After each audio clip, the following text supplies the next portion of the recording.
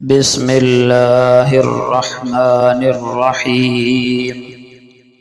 رسول اللہ صلی اللہ علیہ وسلم کے حقیقی چچا زاد بھائی حضرت عبداللہ ابن عباس رضی اللہ عنہما فرماتے ہیں کہ اخلاقیات میں سے 3 باتیں ایسی ہیں جو زمانہ جاہلیت میں بھی اچھی سمجھی جاتی تھیں، یعنی شریف لوگ جو زمانہ جاہلیت میں تھے وہ ان 3 باتوں کو اچھا سمجھتے اور عمل کی بھی کوشش کرتے۔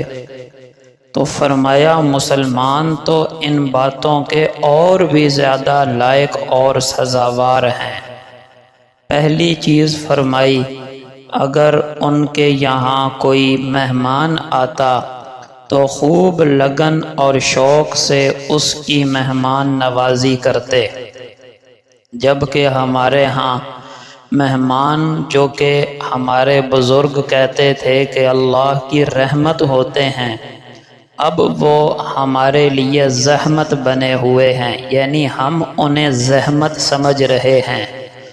اور اس کی بڑی وجہ یہ ہے کہ ہم نے اپنی زندگیوں کو اتنا لغویات میں، فضول کاموں میں مشغول کر دیا ہے کہ وہ لغو اور لایانی اور فضول اور بیکار چیزیں اتنا ہماری زندگی کا حصہ بن گئیں کہ ہمارے پاس خود اپنے گھر والوں کے لیے، بیوی بچوں کے لیے، بہن بھائیوں کے لیے، سگے ماں باپ کے لیے وقت نہ رہا تو باہر سے آنے والے مہمانوں کا کیا کہنا۔ اس کی وجہ صرف اور صرف لایانی کو اپنی زندگی کا حصہ بنانا ہے۔ اگر ہم لایانی اور بیکار چیزوں کو زندگی سے نکال دیں تو دیکھیے کتنا وقت ہمارے پاس نکل آئے گا اپنے رشتہ داروں کے لیے اور اپنی آخرت کی تیاری اور نفلی عبادات، ذکر وغیرہ کے لیے۔ دوسری خوبی، اگر کسی کی بیوی بوڑھی یا بڑی عمر کی ہو جاتی تو اسے طلاق نہیں دیتے تھے، اس اندیشہ سے کہ یہ بیچاری کہیں برباد نہ ہو جائے، اس عمر میں کہاں جائے گی، تو اپنے پاس رکھتے۔ اگرچہ اس معاشرے میں زمانہ جاہلیت میں عورت کی کوئی ویلیو و قدر و قیمت نہیں تھی، لیکن جو شرفاء اور سلیم الفطرت لوگ تھے ان کے ہاں یہ چیز معیوب سمجھی جاتی تھی کہ بلا وجہ بیوی کو طلاق دے کر اس کا نقصان کیا جائے، اور طلاق بھی اس وجہ سے جو بیوی کے اختیار میں نہیں ہے، مثلاً بڑی عمر کا ہو جانا، بوڑھا ہو جانا۔ لیکن ہمارے معاشرے میں دیکھا جاتا ہے کہ بہت سے کلمہ پڑھنے والے مسلمان ذرا سی بات پر طلاق کے گولے داغ دیتے ہیں۔ کئی بدبخت تو ایسے ہیں، کہتے ہیں کہ مجھے پسند نہیں آئی۔ ظالم یہ نہیں سوچتا کہ اب جب نکاح ہو چکا ہے، اب وہ تمہاری بیوی بن چکی ہے، اب پسند ناپسند کا معاملہ ختم ہو چکا ہے، اب تم نے اس کے ساتھ بنا کر رکھنی ہے موت تک۔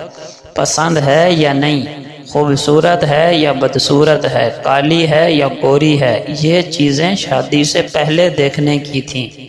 اب جب نکاح ہو گیا، اب ان چیزوں کی وجہ سے چھوڑ دینا غیر خاندانی اور غیر اخلاقی حرکت ہے۔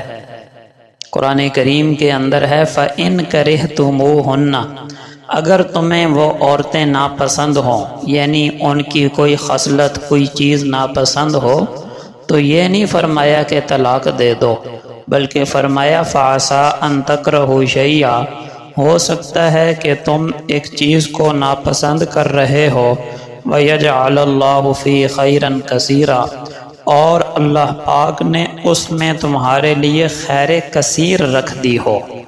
تیسری چیز فرمائی، اگر ان کے ہمسائے کو، پڑوسی کو قرضہ یا تنگ دستی یا کوئی اور آفت اور مصیبت پہنچ جاتی تو وہ لوگ اس کے قرضے کی ادائیگی سے اور اسے پریشانی سے نکالنے کے لیے پوری جد و جہد سے کام لیتے۔ اور ہمارا حال یہ ہے کہ ہمیں اپنے پڑوسی کے بارے میں یہ بھی نہیں پتہ ہوتا کہ آج انہوں نے شام کا کھانا کھایا بھی ہے یا نہیں کھایا۔ اور اس کی بھی وجہ وہی جو پہلے عرض کی کہ ہم نے لایانی چیزوں کو زندگی کا حصہ بنایا۔ اب ہمارے پاس جو اہم کام ہیں ان کے لیے وقت ہی نہ رہا۔ حالانکہ حدیث پاک میں آتا ہے وہ بندہ مومن نہیں ہو سکتا جو خود تو پیٹ بھر کر کھائے لیکن اس کا پڑوسی بھوکا رہے۔ اور اتنی وصیت فرمائی حضرت جبرائیل علیہ السلام نے پڑوسی کے حقوق کی کہ آقا علیہ السلام فرمانے لگے کہ ایک وقت آیا کہ مجھے ڈر لگا کہ کہیں جبرائیل آ کر یہ نہ کہہ دے کہ وراثت میں بھی پڑوسی کا حصہ ہے۔ اتنے زیادہ پڑوسی کے حقوق بتائے۔ یہ تینوں بہت عمدہ اخلاق ہیں۔ اللہ پاک ہر مسلمان کو نصیب فرمائے، آمین۔